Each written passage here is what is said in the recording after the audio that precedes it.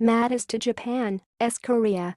"We still have your back, Tokyo." If the Pentagon named bilateral talks the way it did military operations, Jim Mattis's first trip abroad as defense secretary might have been deemed Operation Allied Reassurance.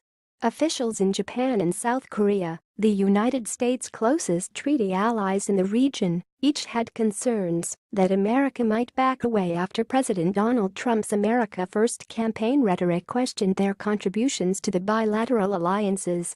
While some concern remains, Japan largely heard what it wanted from Mattis: a renewed commitment to aid Japan if China ever attacks the contested Senkaku Islands, public praise for the billions of dollars annually that Japan contributes to U.S. forces, and reaffirmation of plans for U.S. military realignment in the region. In Seoul, Mattis talked of ironclad commitments to security partners and warned North Korea of testing the alliance with South Korea. Mattis also got some reassurances of his own. Japan hinted at taking on a greater security role when Defense Secretary Tomomi Inata told reporters Saturday the country was ready to enhance our alliance in the name of regional stability. Getting Japan to pay substantially more for U.S. bases is unlikely to happen, security analysts and Japanese lawmakers said. Japan already spends between $1.65 billion and $1.9 billion annually on hosting U.S. troops, depending on currency exchange rates. It also provides another $1 billion in labor and is spending billions more on a future transfer of service members from Okinawa to Guam. Mattis called the agreement that stations 50,000 service members in Japan a model of cost sharing and burden sharing. "We can point to our Japan-US cost-sharing approach as an example for other nations to follow," Mattis said. A recent Nikkei poll found a majority of Japanese support current spending levels, with only 5% saying they should pay more. However, Japanese officials have said they are open to expanding their security operations in the region, which should please Washington, though the particulars remained unclear.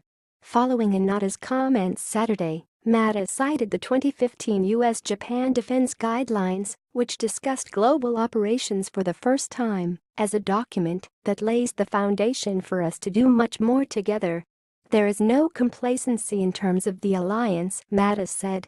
Mattis's meetings with Inata and Prime Minister Shinzo Abe will guide discussion on security matters when Abe and Trump meet in Washington on Friday, and possibly for golf in Florida the next day, according to Japanese media reports. Trump's past comments led to concerns that the alliance would drift, said Yasushi Watanabe, a professor at Keio University's School of Government. However, Mattis appears to have a realistic grasp of security issues in the region, Watanabe said.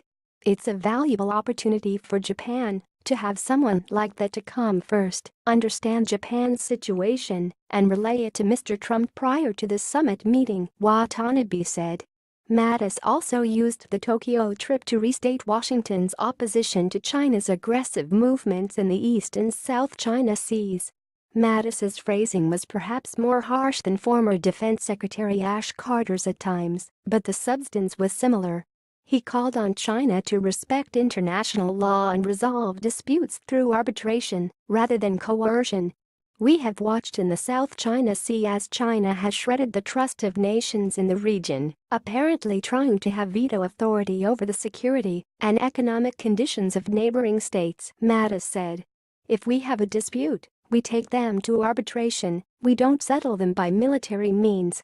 Mattis ruled out any American dramatic military maneuvers but reasserted the rights of both Navy and commercial vessels to sail through international waters, despite claims by China to the contrary. Meanwhile, Mattis had little new to say during the South Korea leg of the trip, said Kim Jun-hyung, an international politics professor at Handong Global University in Pohang. The Trump administration is likely more interested in fighting the Islamic State and addressing trade issues with South Korea than in significant changes within the security alliance, Kim said. The visit did give Mattis a chance to send a tough message to North Korea, Kim added. Mattis also got to speak about THAAD, a missile defense system supported by President Park Geun-hye prior to her impeachment, as well as South Korea's interim president. Mattis came to Seoul to gauge the uncertain political situation because there is a chance of a turnover of political power in South Korea and presidential candidates from South Korean opposition parties are skeptical about the THAAD issue, Kim said.